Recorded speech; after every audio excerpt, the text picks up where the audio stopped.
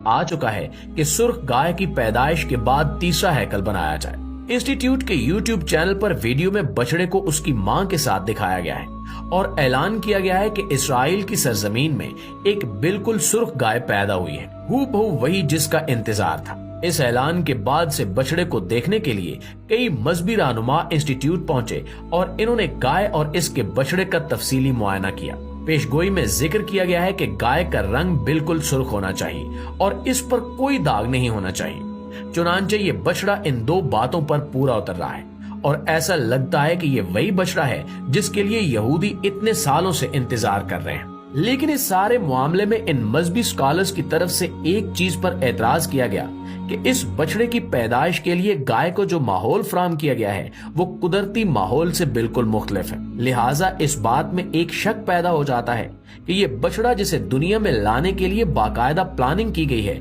कोई रूहानी हैसियत रखता है या नहीं,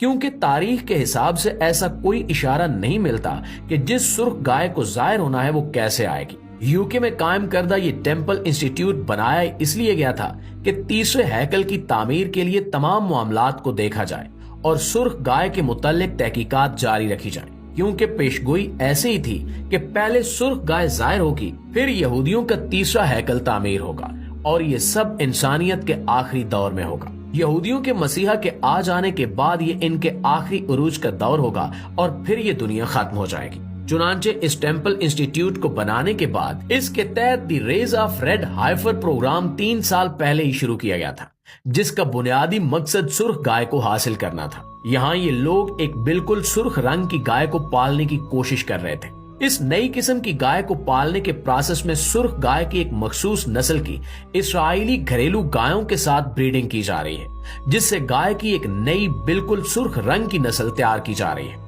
जहां से फिर ये ब्रेकिंग न्यूज जारी की गई है कि इन्हीं में से एक गाय ने सुर्ख बछड़े को जन्म दिया है जो बिल्कुल बेदाग भी है। नाज़रीन, आपको बताते चलें कि ये इस्राएली तंजीमें कई सालों से इसी पेशगोई को पूरा करने की कोशिशों में लगी हुई थी और सुर्ख रंग के अलावा इस गाय की और भी कई निशानियां थी